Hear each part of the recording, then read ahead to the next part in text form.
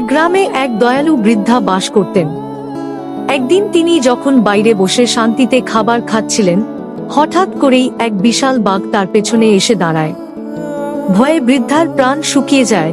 তিনি মনে করেন বাঘটি বুঝি তাকেই খেয়ে ফেলবে, কিন্তু বাঘটি তাকে আক্রমণ না করে তার রক্তাক্ত থাবাটি বাড়িয়ে দেয়।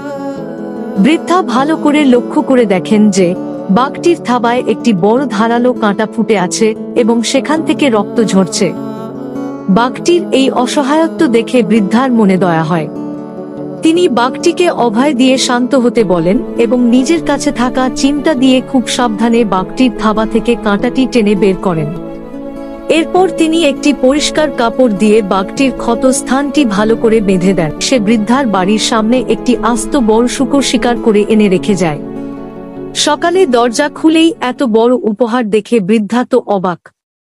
তিনি খুশিতে ও বিস্ময়ে পাড়ার সবাইকে ডেকে বলেন, সবাই থালা বাসন নিয়ে চলে এসো, আজকে বাঘ মামা আমাদের সবাইকে মাংস খাওয়াচ্ছে।